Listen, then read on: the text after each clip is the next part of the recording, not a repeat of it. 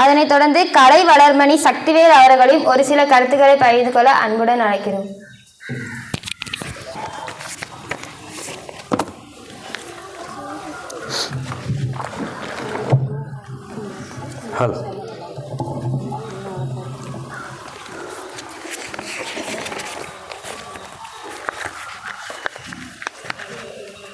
அனைவருக்கும் வணக்கம்.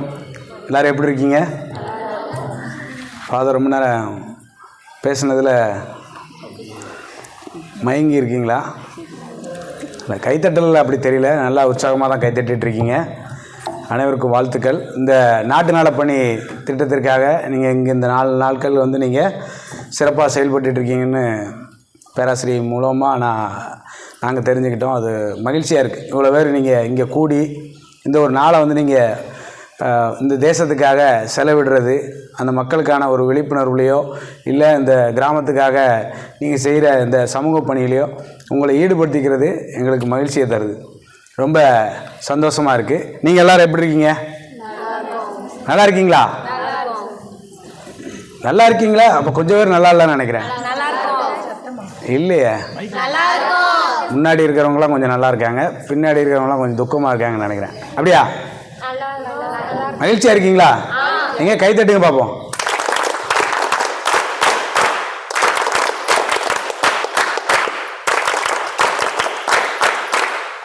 Very good.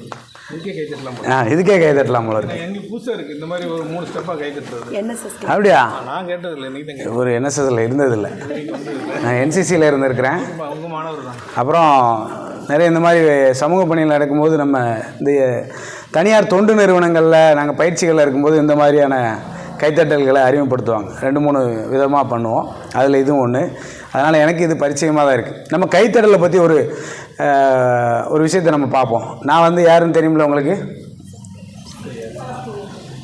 Sakthivel. நான் ஒரு நாட்டுப்புற கலைஞர், வீதி நாடக கலைஞராக இருக்கேன். சில திரைப்படங்களில் நடிச்சிருக்கிறேன். அப்போ நம்ம கலை சார்ந்து உங்கள்கிட்ட பேசணும். இப்போ நம்ம கை தட்டணும் இல்லையா, அதுலேருந்தே ஆரம்பிப்போம். ஒரு கை தட்டினா ஓசை வருமா? வராது இல்லையா? அப்போ நம்ம என்ன செய்யணும்? அதை பற்றி ஒரு பாடல் நான் பாடுறேன், நீங்களும் பாடணும். பாடுவோமா? யாருக்கெல்லாம் இதில் விருப்பம் இருக்குது? ரொம்ப ஆச்சரியமாக இருக்குது. எல்லாருக்குமே இதில் விருப்பம் இருக்குதுன்னு நினைக்கிறேன். நம்ம இந்த பாட்டை நம்ம எல்லாம் சேர்ந்து பாடுவோமா?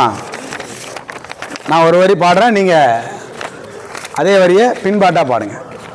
ஒத்த கையை தட்டும்போது ஓசையே இல்லை,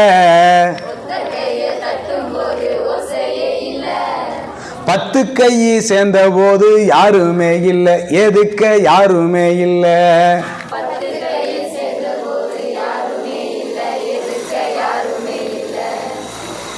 கை தட்டுறதை பற்றி நம்ம பாட்டு பாடுறோம். அப்போ கை தட்டிகிட்டே தானே பாடணும். பாடுமா? ஒத்த கையை தட்டும்போது ஓசையே இல்லை, 10 கை சேரும்போது யாருமே இல்லை, எதுக்க யாருமே இல்லை.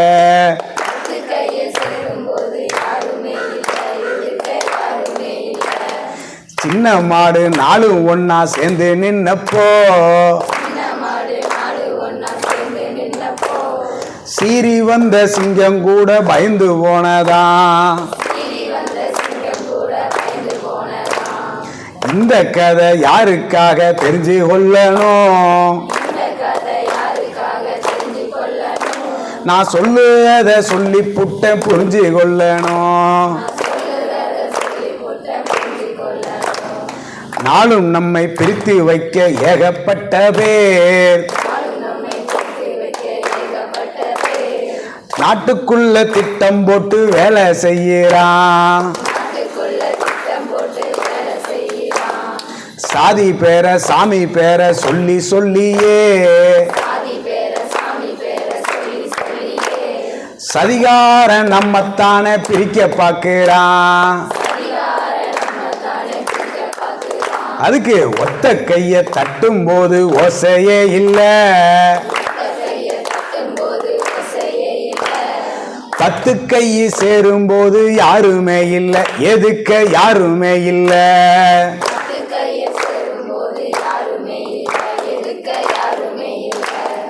காட்டுக்குள்ள வேடன் வச்ச வலைக்குள்ளாலே மாட்டிக்கிச்சான் சின்ன பூரா தன்னந்தனியா. மொத்தமாக புறாவெல்லாம் ஒன்னா சேர்ந்துச்சான். பாட்டு பாடி வளைய விட்டு பறந்து போனதான். நாளைக்கில்ல இன்னைக்கே மாமா ஒன்னா சேரணும். நாடளிக்கும் கூட்டத்தையே என்னன்னு கேட்கணும். 8 திக்கும் எல்லாம் நாம சத்தமாகணும். எல்லோரும் சேர்ந்து இந்த போரை தடுக்கணும். நல்லா ஒத்த கைய தட்டும் போது ஓசையே இல்ல. 10 கை சேரும் போது யாருமே இல்ல. எதுக்க யாருமே இல்ல.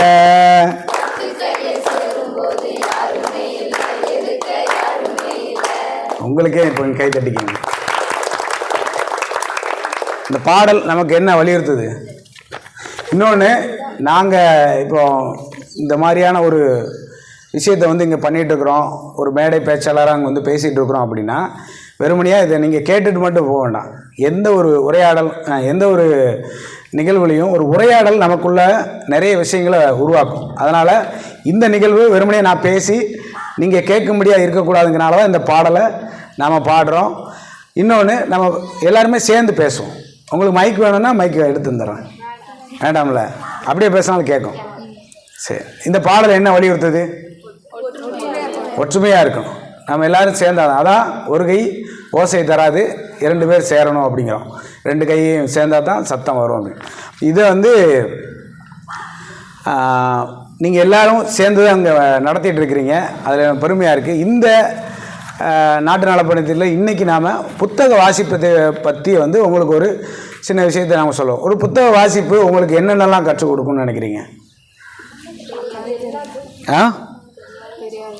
தெரியாத விஷயங்களை உங்களுக்கு கற்றுக் கொடுக்கும். என்ன தெரியாது, அதாவது என்னென்ன விஷயம், ஒரு சாதாரண ஒரு புத்தகத்தில், ஒரு நாவல்லையோ நாம் எந்தெந்த மாதிரியான விஷயங்களை நம்ம கற்றுக்கலாம்? குறிப்பாக சொல்லுங்கள்.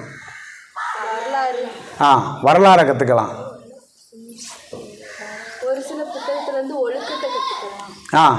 நம்ம ஒரு அறத்தை, ஒழுக்கத்தை அந்த புத்தகத்தில் இருந்து கற்றுக்கலாம். வேற கற்பனை கேட்டாத அறிவியல் சார்ந்த விஷயங்களை கற்றுக்கலாம்.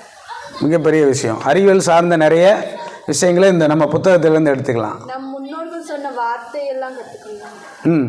நம்ம முன்னோர்கள் என்னென்னலாம் பண்ணாங்க, அதான் வரலாறுல வந்துடும். அடுத்த வெரி குட். இந்த உலகத்தையே வேற கண்ணோட்டத்தில் நம்ம பார்க்கலாம் அந்த ஒரு புத்தகம். Very good. நம்ம பார்வையானது மாறும். இந்த உலகத்தை குறித்த நம்மளுடைய ஒரு பொது புத்தின்னு ஒன்று இருக்கும் இல்லையா, அது இந்த வாசிப்பு நம்மக்கிட்ட உள்ளே வந்ததுக்கப்புறம் அது மாறும். ஏன் இப்படி நடக்கு அப்படிங்கிறதெல்லாம் நம்மளே நம்மளுக்குள்ளே கேள்வி கேட்க வைக்கும். அதுக்கான புரிதல்களை உருவாக்கும். அடுத்த மருத்துவம், இன்னும் நிறைய போயிட்டே இருக்குது. ஆனால் அந்த மாதிரி நிறைய விஷயங்களை பண்ணலாம். இந்த புத்தக வாசிப்புங்கிறது நமக்குள்ளே இருக்கிற அறியாமையை முதல்ல அகற்றும். நமக்குள்ளே ஒரு அகந்தை இருக்கும், அதை வந்து நீக்கும். நீங்கள் இங்கே பல பேர் வந்து நம்மக்கிட்ட வந்து ஒரு விஷயங்களை செஞ்சு, நான் இதில் சொன்னேன்ல, சதிகார கூட்டங்கிற ஒரு விஷயங்களை நான் அந்த பாடலில் சொன்னோம் இல்லையா, அவங்க உண்மைக்கு புறம்பான விஷயங்களை நம்மக்கிட்ட எப்படி கொண்டு வந்து சேர்க்குறாங்க? உங்களை எப்படிலாம் தொடர்பு கொள்ள முடியும்? இந்த சமூகத்தை சார்ந்து ஒரு பொய்களையோ ஒரு பிரச்சனைகளையோ வந்து உங்கள்கிட்ட வந்து எப்படி வந்து உங்களுக்கு வந்து சேருது? Social media. சோசியல் மீடியாவில் வர்றது எல்லாமே உண்மையாக இருக்குமா? ஆனால் நம்ம என்ன பண்ணுறோம்? நம்புறதை காட்டிலும் அது இன்னொன்று பண்ணுறோம். ஒரு 10 பேருக்கு நம்ம ஷேர் பண்ணால் விட மாட்டோம். தமிழனாக இருந்தால் இதை 10 பேருக்கு உடனே ஷேர் பண்ணு. 10 பேருக்கு ஷேர் பண்ணால் தான் நமக்கும் திருப்தியாக இருக்குது. அப்பாடா, என் கடமையை இன்றைக்கி நான் ஆற்றிட்டேன். அது குறித்து நம்ம ஒரு உண்மை தன்மையை நாம் அறிய முயற்சி பண்ணியிருக்கோமா? இல்லை. அந்த தகவலை பற்றியோ, இல்லை இங்கே ஒரு கலவரம் நடக்கு, அங்கே இவங்களை தாக்கிட்டாங்க, அதுக்கு எதிர்வினை ஆற்றணும் அப்படின்னு ஏதோ ஒன்று பொருளையே கிளப்புறாங்க. நாம் அதை 10 பேருக்கு அனுப்புகிறோம். எங்கெங்கேயோ அது மாறி போயிட்டே இருக்குது. இதை இணையத்தில் ஃபேக்ட் செக்கு நிறைய இணையதளங்கள் இருக்கு இல்லையா, உண்மை அறியும் தளங்கள் இருக்குது. அதில் நீங்கள் போட்டு பார்த்தாலே இது எங்கே நடந்துச்சு, இது யார் யாருக்கு நடந்துச்சு, அந்த மாதிரி விஷயங்களை வந்து நமக்கு சொல்லிடும். இது தவறான தகவலா உண்மையான தகவலா, இதை நம்ம அனுப்பலாமா அப்படிங்கிறதெல்லாம் நமக்குள்ளே ஒரு தெளிவு பிறந்துடும். அதனால் இந்த மாதிரி விஷயங்களை நம்ம வந்து எப்படி அடையாளம் கண்டுறது அப்படின்னா, அது புத்தகம் நீங்கள் வாசிக்கணும். இந்த புத்தகத்தின் மூலிமா நம்ம இங்கே இருந்துக்கிட்டு நம்ம எல்லா நாடுகளுக்கும் பயணம் செய்ய முடியுமா? முடியும். எப்படி?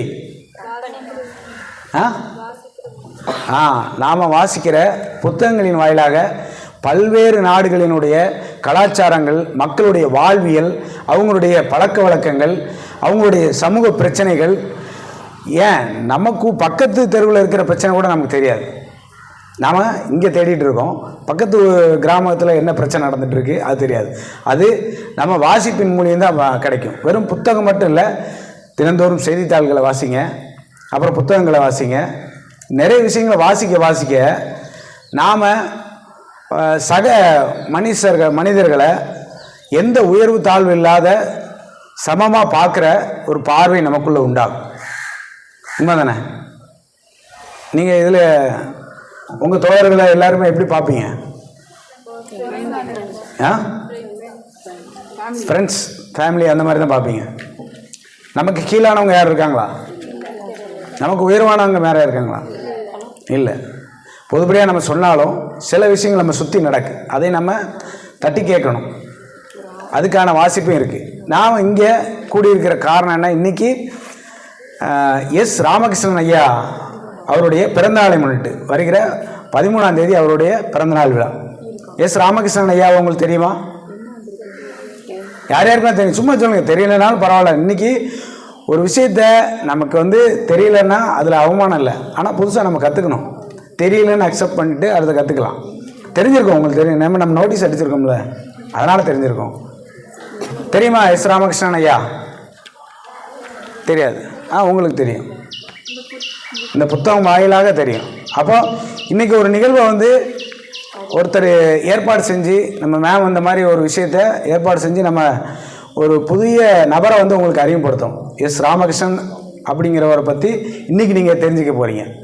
அவர் என்னென்ன பண்ணார், அவர் எங்கே பிறந்தார் அப்படிங்கிற விஷயத்தெல்லாம் எழுத்தாளர் மாரிமுத்தண்ணை வந்து உங்களுக்கு சொல்லுவாங்க. நான் அவருடைய கேள்விக்குறி அப்படிங்கிற ஒரு புத்தகத்தை உங்களுக்கு அறிமுகம் செய்கிறதுக்காக நான் இங்கே வந்திருக்கேன். கேள்விக்குறி. இந்த புத்தகமானது ஒரு தேசாந்திரி பதிப்பகத்தில் 56வது வெளியீடாக வந்திருக்குது. 104 பக்கங்கள் தான். விலை 100 ரூபா. இந்த புத்தகத்தில் ஒரு 16 கட்டுரைகள் இருக்குது. என்ன மாதிரியான கட்டுரை? இது வந்து நமக்கும் எல்லாருக்குமான ஒரு தொடர்பு உடைய ஒரு புத்தகம் தான். கேள்விக்குறிகள். உங்களை நோக்கியோ இல்லை நீங்கள் யார்கிட்டையோ கேள்வி கேட்காமல் இருந்திருக்க மாட்டீங்க இல்லையா? ஏதோ ஒரு கேள்வி உங்களை நீங்கள் யார்கிட்டையா கேட்பீங்க, இல்லை உங்களை நோக்கி யாராவது ஒருத்தர் கேட்டிருப்பாங்க. கேள்விகள் நம்மளை சுற்றி கேட்டுகிட்டே இருக்கும். ஏன்னா மனிதன் பிறந்ததுலேருந்து கேள்விகளால் தான் வளர்றான். கேள்வி கேட்டு பழகு அப்படின்னு தானே சொல்லிகிட்டு இருக்கிறோம். ஏன், எதற்கு, எப்படி அப்படிங்கிற கேள்விகளை நீங்கள் கேட்காம எதையும் நம்பக்கூடாது. இதில் ஒரு சில கேள்விகளை வந்து அவங்க குறிப்பிட்டிருக்காங்க. இன்னொன்று, இது வெறுமனையாக கட்டுரை மட்டும் இல்லாமல் இதில் அவருடைய அந்த தலைப்பை குறித்து, அந்த கேள்வியை குறித்து ஒரு அனுபவ கதையை வந்து பகிர்றாரு. அதுக்கப்புறம் அந்த கட்டுரை முடிவில் ஒரு உலக புகழ்பெற்ற பழங்குடியின எல்லா நாட்டுப்புற கதைகள்லாம் இருக்கும் இல்லையா, ஒவ்வொரு நாடுகள்லேயும் ஒவ்வொரு தேசத்துலேயுமே இருக்கும்.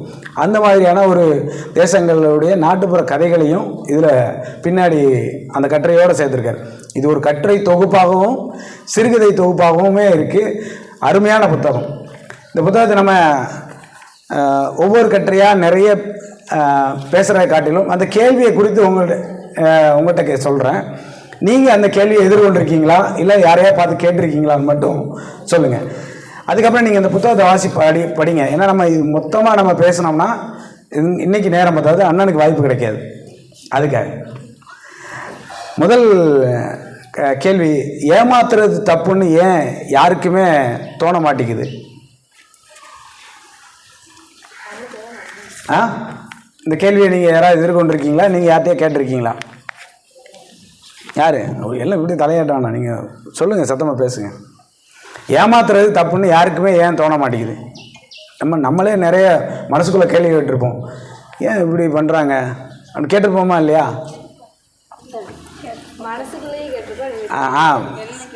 அதான் ஏன் அப்படி தோண மாட்டேங்குது, இந்த மாதிரியான கேள்விகள் தான்.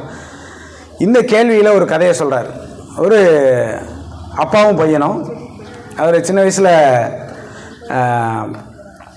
படித்த கதையாக பகிர்க்காரு. அப்பாவும் பையனும் இருக்காங்க. அந்த பையன் வந்து ரொம்ப பொதுமக்களை, ஊரில் உள்ளவங்க எல்லாரும் ஏமாற்றி பிழைக்கிறவனாக இருக்கான். அப்பா அதை குறித்து வருத்தப்படுறாரு. இவனை திருந்த சொல்லி ஏதாவது கேட்குறாரு, அவன் எதுக்குமே திருந்த மாட்டேங்கிறான். அப்போ என்ன பண்ணுறாரு, நீ செய்கிற ஒவ்வொரு ஏமாத்து வேலைக்கும் நான் வந்து ஒரு வேலை செய்கிறேன், நம்ம வீட்டு கதவில் ஒரு பெரிய ஆணியை நான் அடிக்கிறேன் அப்படின்னு சொல்லி நினைக்கிறார். அவரும் அதை கண்டுக்காமல் ஏமாத்துகிற வேலைகளை தொடர்றாரு. அவர் ஏமாத்துகிற ஒவ்வொரு வேலைக்குமே ஆணி அடிச்சுட்டே வர்றார் அப்பா. அப்போ அந்த கதவு முழுவதும் ஆணி அடிச்சிட்டாப்புல. இந்த பையன் ஒரு நாள் அந்த கதவை ஏதோ ஒரு நேரத்தில் வந்து தொட்டு பார்க்கும்போது தான் அந்த கதவு இவ்வளவு பாதிப்புக்குள்ளாக இருக்குது, இவ்வளவு ஆணிகளை பார்த்துட்டு நம்ம இவ்வளவு பாவங்கள் பண்ணியிருக்கோம் அப்படிங்கிற ஒரு கில்ட்டினஸ் அவனுக்கு கொடுக்குது. அப்பாட்ட போய், அப்பா நான் என்னை மன்னிச்சிருங்க, இதை பார்க்கும்போது என்னுடைய அகம் தெரியுது,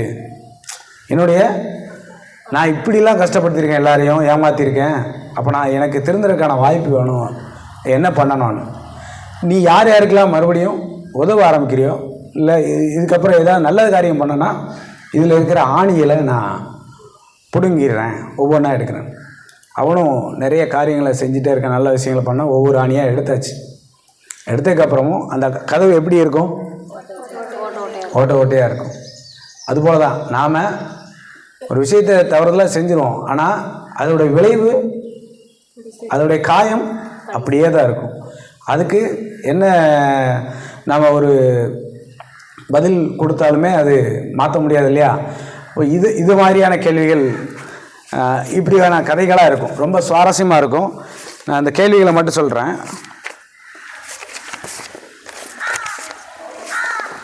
இன்றைக்கெல்லாம் உதவின்னு கேட்டால் யார் செய்கிறா? இது ஒரு கேள்வி. இதுக்கு ஒரு சில கதைகள்லாம் நல்லா சுவாரஸ்யமாக இருக்கும். நான் ஒவ்வொரு கதையை சொல்லவா இல்லை சொல்லிடவா? அப்போ இந்த உதவின்னு கேட்டால் யார் செய்கிறா? இன்றைக்கி அப்படித்தானே எல்லோரும் உதவிகளை நம்ம உதவி செய்ய போய் அதன் மூலிமா நமக்கு ஏதாவது தொந்தரவு வரும், நமக்கு ஏதாவது ஒரு பிரச்சனை வந்துருமோ அப்படின்ட்டு தள்ளியே நின்றுடுறாங்க. அப்போ இந்த கேள்வியை நம்ம எதிர்கொள்ள வேண்டிய வர சூழலாக உருவாகிறது. இதுக்கு ஒரு கதையை வந்து சொல்கிறாரு. ஒரு ஜெர்மானிய கதை இருக்குது. ஒரு பனிப்பிரதேசத்தில் அவன் விறகு வெட்டி ஒருத்தர் இருக்கிறான். அந்த விறகு வெட்டி தன்னுடைய சாப்பாட்டுக்காக அவன் ரொம்ப கஷ்டப்பட்டு அந்த தனியாக போய் விறகை வெட்டி கொண்டு போகணும். இவ்வளோ சிரமப்பட்டு இருக்கும்போது அந்த ஒரு தேவதை, நமக்கு ஏற்கனவே ஒரு கோடாரி கதைலாம் இருக்குல்ல, அந்த மாதிரி இங்கே ஒரு தேவதை வர்றாங்க. இவன் ரொம்ப கஷ்டப்படுறானே அப்படின்னு சொல்லிட்டு, உனக்கு எதாவது வரணும்னா கேளு, நான் வந்து செய்கிறேன், நீ ரொம்ப கஷ்டப்படுற, உழைச்சிட்டே இருக்கல அப்படின்னு சொன்னோன்னே அந்த மரம் வெட்டி என்ன சொல்கிறான், எனக்கு வந்து ஒரு பல ரொட்டி வேணும், நிறைய பல ரொட்டி வேணும். ரொட்டின்னா தெரியுமா, அவங்க ப்ரெட்டு வேணும் அப்படிங்கிறான். நான் உன் வாழ்க்கையை மாற்றுறதுக்கான ஒரு வரத்தை கொடுக்கலான்னு நினைக்கிறேன், நீ என்ன வெறும் ரொட்டியை கேட்குற அப்படின்னு. முதல்ல நீ தேவதைன்னு எனக்கு தெரியும், நம்பிக்கை வரணும், முதல்ல ரொட்டியை வர வச்சு கூடு, அப்புறமா நான் பார்த்துக்கிறேன் அப்படின்னு. அப்போ என்ன பண்ணிட்டான், ரொட்டி நிறைய வகை வகையாக அவன் கேட்குறத விட நல்ல ரொட்டிகள்லாம் கொடுத்தாச்சு. இவன் எடுத்து சாப்பிட ஆரம்பிக்கிறான். ஏன்னா அவனுக்கு அந்த உணவுக்காக தான் அவ்வளோ நாள் வந்து சில இடங்களில் கஷ்டப்பட்டுருக்கான், பட்னியாக இருந்திருக்கான். அதனால் உணவு கிடைச்சோன்னே அதை சாப்பிட்டுட்டு இருக்கிறான். அவ்வளோ ரொட்டியும் ஒரே நேரத்தில் சாப்பிட முடியல. இவனோட அறியாமையை பார்த்துட்டு அந்த தேவதை என்ன சொல்லுது, இன்னொரு வர வேணா கேளு, வாழ்க்கைக்கு இது வந்து சாப்பாட்டு கேட்டுட்டேன், டெஸ்ட் பண்ணுறதுக்காக தான் கேட்டேன், இன்னொரு வரத்தை நல்ல வரமாக கேளு, உன் வாழ்க்கையை நான் மாற்றி விட்றேன் அப்படிங்கிறவன். இப்போ என்ன சொல்கிறான், இந்த ப்ரெட்டை வந்து எப்போவுமே சூடாக வச்சுக்கிறதுக்கு எனக்கு ஒரு அடுப்பு வேணும், அந்த ஓவன் மாதிரியான அடுப்பு வேணும். என்ன இப்படி சொல்கிற, நான் உன் வாழ்க்கையை மாற்றுறதுக்கான வரத்தை கேட்க சொன்னேன், நீ இதே கேட்டுட்டு இருக்கியே அப்படின்னா. நான் இந்த ஒரு உணவுக்காக நான் எவ்வளோ கஷ்டப்பட்டேன்னு உங்களுக்கு தெரியாது. இந்த ரொட்டியை வீணாக்கக்கூடாது, நான் அதுக்காக இதை கேட்குறேன்னு சொன்னோன்னே ஓவன் வந்துருச்சு, அதில் வச்சுட்டான். சரி, தேவதை வந்து இது எல்லாமே யாராவது பேராசைக்காரன்கிட்ட நம்ம வரம் கேட்டோன்னா என்னென்னவோ கேட்பான். இந்த இவ்வளவு அப்பாவியாக இருக்கானே, சரி இன்னும் ஒரு சான்ஸ் கொடுப்போம் அப்படின்னு சொல்லிட்டு கேட்டிருக்காப்புல.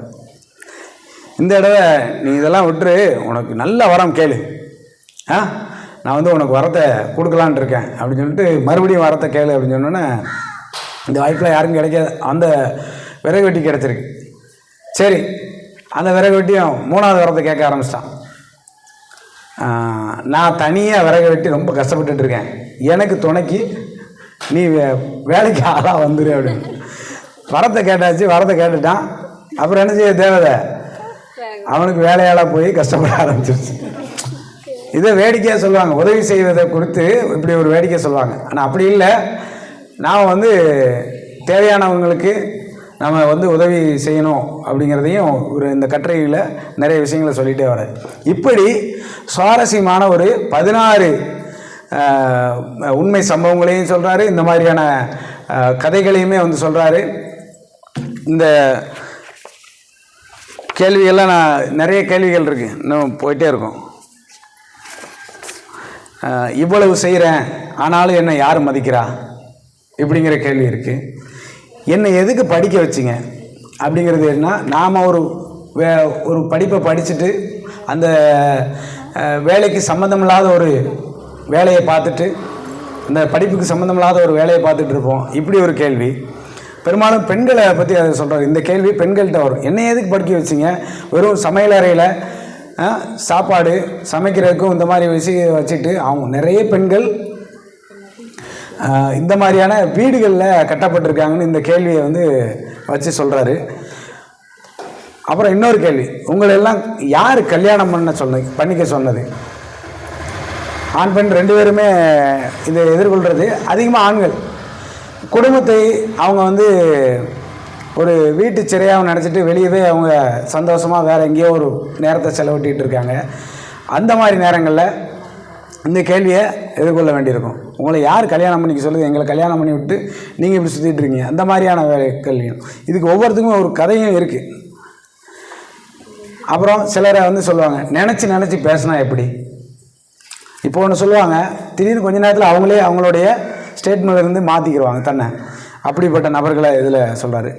அப்புறம் பெரும்பான்மையாக நம்ம எல்லாருமே இந்த கேள்வியை கேட்டிருப்போம், என்ன ஊர் இது, மனசை வாழ்வானா, நம்ம ஊரை சொல்லியிருப்போம்ல. இப்போ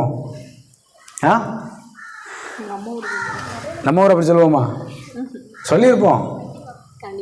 ஏதோ ஒரு வகையில் நமக்கு இந்த ஊர் வந்து ஒத்து வரலன்னா இந்த கேள்வி கேட்போம். இது எல்லாம் என்ன, நம்ம அதிகாரத்துக்கு மீறி ஏதாவது ஒன்று செயல்பட்டால் இந்த மாதிரி கேள்விகள் வரும். ஏன்னா நமக்கு ஒரு காரியம் நடக்காமல் போயிருக்கோம், என்னையா ஊர் இது அப்படின்னு நினச்சிருப்போம். அன்றைக்கி அந்த சந்தை மூடி வச்சுருப்பான், என்னையா ஊர் இது அப்படின்னு சொல்லியிருப்போம். இவர் இந்த கேள்விகளெல்லாம் கேட்டதுக்கப்புறம் இந்த கேள்வி குறித்து நாம் இந்த கேள்வியை நம்ம கேட்குறோமே, அந்த கேள்வியை நம்ம கேட்க முன்னாடி அதுக்கு நாம் என்ன செஞ்சுருக்கோம் அப்படிங்கிற பார்வையும் இதில் வைக்காது. இந்த ஊருக்கு நீங்கள் என்ன செஞ்சீங்க, ஆனால் நீங்கள் நிறைய பண்ணியிருக்கீங்க நாட்டு நாளாக பண்ணி திட்டத்துக்கு, அதனால் நீங்கள் கேட்கலாம். அடுத்த எதுக்கு எடுத்தாலும் பொய்யா, சிலர் வந்து பொய்யாவே இருப்பாங்க, அவங்கள வந்து மாற்றவே வாய்ப்பு இல்லை, அந்த அளவுக்கு பொய்களை சொல்லிகிட்டே இருப்பாங்க. இந்த நபர்களெல்லாம் பற்றி நிறைய இருக்குது. ஒரு வாய் விட்டு எப்படி கேட்குறது அப்படின்னு ஒரு கேள்வி. நீங்கள் வாய் விட்டு கேட்க தயங்கிய கேள்விகள் இருக்கா, ஒரு விஷயங்கள் இருக்கா? இதெல்லாம் நம்மளால் கேட்க முடியும், அவங்களா செய்யணும் இருக்கா?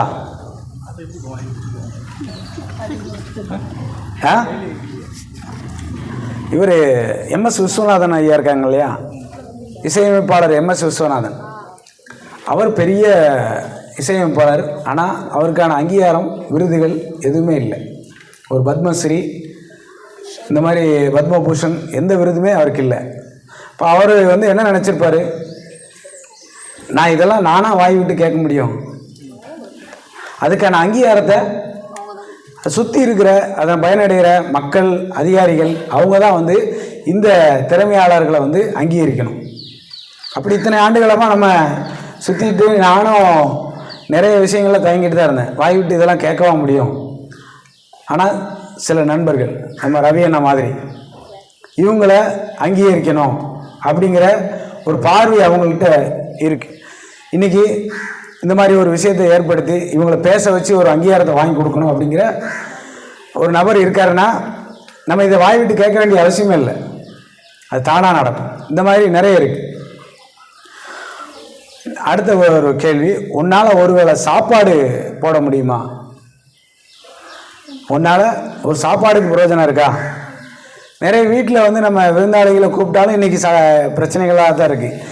உனக்கு பிடிச்ச தெரிஞ்சவங்களாக இருந்தால் நீ ஹோட்டலில் சாப்பாடு வைக்க கொடு, வீட்டில் ஏன் கூப்பிட்டு வர?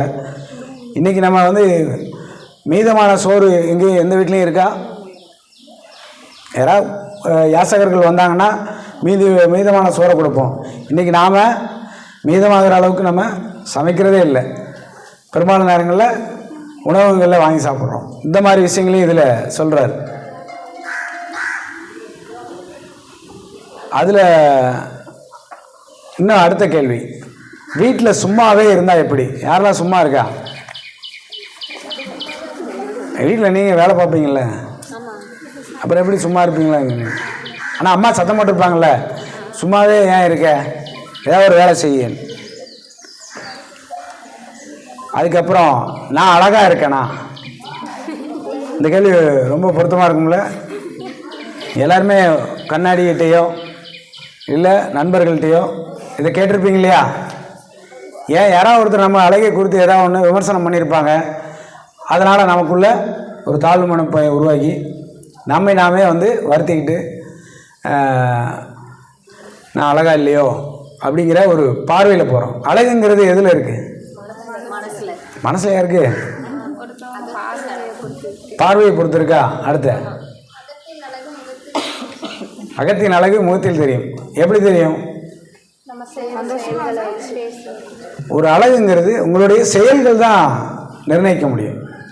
நீங்கள் என்ன செய்கிறீங்க, தோற்றத்திலேயோ உருவத்திலேயோ வந்து அழகை பார்க்காதீங்க. அவர்கள் என்ன காரியத்தை செய்கிறார்கள், என்ன விதமான வேலையை செய்கிறார்கள், எத்தனை சமூக பணிக்கு செய்கிறாங்க, அதில் தான் அழகு நிறைந்திருக்குது. அப்படிங்கிறதா உண்மை தானே? ஒத்துக்கிறீங்களா இல்லையா? ரொம்ப சோகமாக போயிட்டுருக்கீங்களே, போர் அடிக்குதா?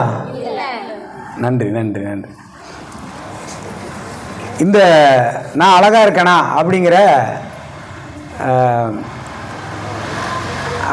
கேள்விக்கான ஒரு கதையை வச்சுருக்காரு, ஒரு ஒரிய பழங்குடி கதையை. நிறங்களில் எல்லாம் சேர்ந்து சண்டை போடுது. பச்சை நிறம் சொல்லுது நான் தான் வளர்ச்சியினுடைய அங்கே அடையாளம், மரம் செடி வனம் இது எல்லாமே நான் தான் பச்சையாக இருக்கும், நான் தான் பெருசு அப்படிங்குது.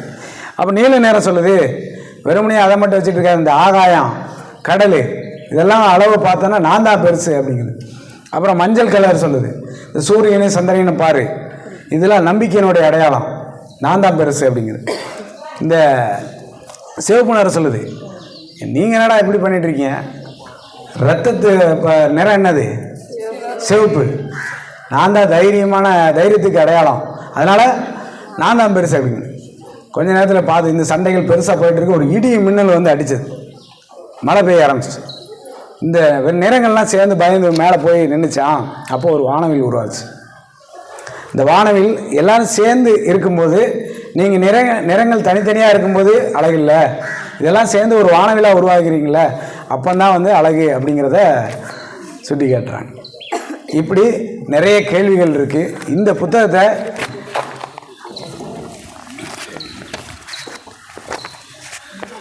வாசிங்க. இந்த மாதிரி நிறைய புத்தகங்கள் இருக்குது, நிறைய எழுத்தாளர்கள் வந்து இந்த மாதிரியான விஷயங்களை நமக்கு வந்து இந்த புத்தகங்களின் வாயிலாக நிறைய விஷயங்களை வந்து நமக்கு கொடுத்துட்ருக்காங்க. நாம் வெறுமனையாக இந்த தொடுதுறை அலைபேசியிலையும் டிவிலையுமே மூழ்கி நிறைய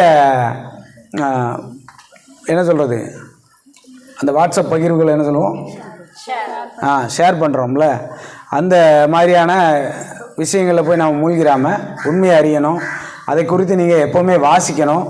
வாசிக்கிறது புத்தகங்கள் மட்டும் இல்லை, நிறைய இணையதளங்கள் இருக்குது, செய்தித்தாள்கள் இருக்குது, எல்லாத்துலேயும் வாசிங்க. வாசிக்க வாசிக்க உங்களுடைய அறிவு கூர்மையை வந்து பெருகும். இந்த உலகம் வந்து உங்கள் பார்வை மாறும். இந்த உலகம் வந்து உங்களுக்கு அழகாக தெரியும். எதையுமே வந்து நாம் வந்து குறைபட்டுக்கிற மாட்டோம். நமக்கு மட்டும் ஏன் இப்படிலாம் இருந்துகிட்டு இருக்குன்னு. நம்ம நிறைய பேரை படிக்கும்போது ஏகப்பட்ட பிரச்சனைகள் இருக்குது. அதையும் தாண்டி நல்லா சந்தோஷமாக வாழ்கிறவங்களாம் இருக்காங்க. இதெல்லாம் நம்ம தெரிஞ்சுக்கிட்டோம்னா நம்ம எப்படி இந்த மாதிரியான சமூக பணிகளை செஞ்சு சந்தோஷமாக மகிழ்வாக இருப்போம். நிறைய வாசிங்க, வாழ்க்கையை வாழ்வோம். ஓகே, மிக்க நன்றி.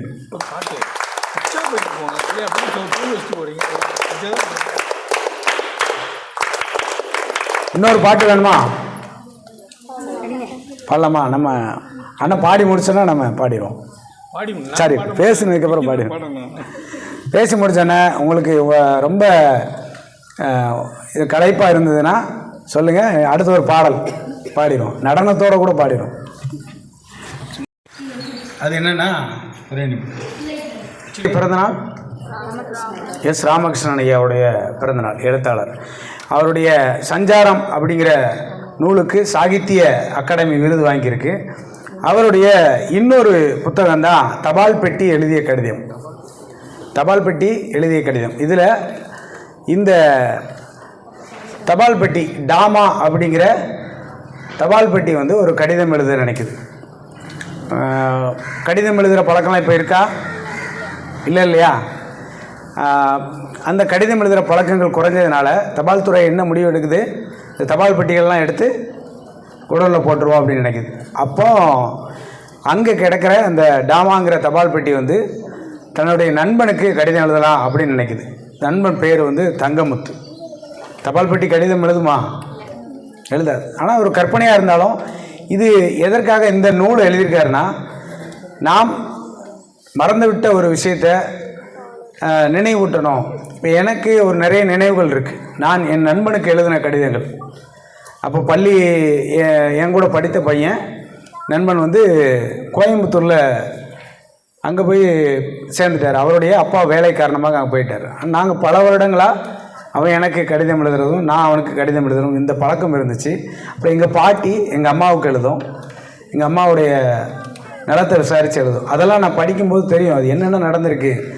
மருமகன் நல்லா இருக்காரா, பேரப்பிள்ளைகள் நல்லா இருக்காங்களா, அவங்கள பற்றிய நிறைய நல விசாரிகளுக்கு அப்புறம் அவங்களுடைய பிரச்சனைகள், வாழ்வியல் பிரச்சனைகள் என்னென்ன இருக்குது. அங்கே மாமா வந்து இந்த மாதிரி பிரச்சனையில் இருக்கார். ஏகப்பட்ட விஷயங்கள் அதில் கடிதத்தின் வாயிலாக இன்றைக்கும். அப்போ வந்து எங்கள் வீட்டில் இந்த நீங்கள் இந்த பில்லுலாம் தொங்க போடுவாங்கள்ல, அந்த மாதிரி எங்கள் வீட்டில் இருக்கும். அந்த கடிதங்கள்லாம் தொங்க போட்டிருக்கோம். இந்த மாதிரியான பசுமையான நினைவுகளை வந்து இந்த புத்தகம் எனக்கு வந்து நினைவூட்டிச்சு. அந்த புத்தகத்தை நீங்களும் படித்து பாருங்கள். இது ஒரு சிறார் நூல். இந்த கதாபாத்திரங்களே சிறிய ஒரு 3-4 கதாபாத்திரம் தான் இருக்கும். அந்த கதையை வந்து உங்களுக்கு ரொம்ப சுவாரஸ்யமான விஷயமாக கொண்டு வந்து சேர்க்கும். அப்புறம் நீங்களும் இது குறித்து நீங்களும் ஒரு கடிதம் எழுதுகிற பழக்கத்தை உங்களுக்குள்ளே கொண்டு வரணும்னு சொல்லி தான் இந்த ஃபீட்பேக் அதுக்கான வந்து கார்டை கொடுத்துருக்கோம். இந்த நிகழ்வு குறித்து நீங்கள் வந்து சொல்ல வர வேண்டிய கருத்துக்கள், இதில் நீங்கள் பயனடைஞ்ச விஷயங்கள், நான் இந்த உரையில் வேறு ஏதாவது மாற்றங்கள் தேவைப்பட்டிருக்கும். நம்ம ஒரு விஷயத்தை பேசும்போது சிலருக்கு அது பிடித்திருக்கும், சிலருக்கு பிடிக்காமல் இருக்கும். சில விஷயங்கள் அவங்கள வந்து யாராவது காயப்படுத்தியிருக்கலாம், அதை மாற்றலாம். நீங்கள் இந்த கடிதத்தின் வாயிலாக எங்கள் கூட பேச போகிறீங்க. நீங்கள் வந்து இந்த கடிதத்தின் வாயிலாக ஒரு அனுபவத்தை பெறுறீங்க. இந்த கடிதம் மூலிமா தபால் துறை இன்னும் கொஞ்சம் அதிகமாக செயல்பட ஆரம்பிக்குது. இந்த புத்தகம் வந்ததுக்கப்புறம் தபால் துறை மூலயமா வந்து நிறைய கடிதங்கள் இந்த ஆசிரியருக்கு மாணவர்கள் எழுதி அனுப்பிட்டுருக்காங்க. கடிதங்களை, பாராட்டுக்களை, அவங்களுடைய இந்த கதையை குறித்த விமர்சனங்களை, கடிதங்கள் போய் அந்த எழுத்தாளருக்கு போய் சேரும்போது அவர் எவ்வளோ மகிழ்ச்சி அடைவார். அவர் ஒரு வாசகன் வந்து தன்னுடைய புத்தகத்தை பற்றி நேரடியாக ஒருத்தன் நமக்கு வந்து கடிதம் எழுதுறதை விட வேறு எந்த விருது அவங்களுக்கு பெருசாக இருக்கும்னு நினைக்கிறீங்க நீங்கள்? இல்லையா? எதுவுமே இல்லைல்ல. ஒரு எத்தனையோ விருதுகள் வாங்கியிருக்கலாம். ஆனால் தன்னுடைய புத்தகம் குறித்து ஒரு வாசகம் நம்மகிட்ட பேசுகிறான் பார்த்தீங்களா, அதுதான் வந்து ஒரு எழுத்தாளருக்கான விருது. அந்த மாதிரி நாங்கள் நிறைய பேர் உங்கள்கிட்ட பேசுகிறோம் இல்லையா, எங்களுக்கு என்ன மதிப்பு இருக்குது, எங்களுக்கு ஒரு அங்கீகாரம் இருக்குன்னா, நீங்கள் அதை குறித்து உங்களுக்கு பயனடைந்தவர்கள் நீங்கள் உங்களுடைய கருத்துக்களை போடும்போது இவ்வளோ விஷயங்களை நாம் கடத்திருக்கிறோம் அப்படிங்கிறதுக்கு எங்களுக்கு ஒரு பெரிய சான்றாக இருக்கும். இன்னும் கொஞ்சம் அது மகிழ்வை கொடுக்கும். இந்த ஒரு நிகழ்வுக்கான ஒரு பெரிய அச்சீவ்மெண்ட்டாக அது இருக்கும் இல்லையா, அதுக்காக தான் அந்த கடிதம். எல்லோரும் எழுதுங்க, நிறைய புத்தகங்களை வாசிங்க. ஓகேயா? நன்றி.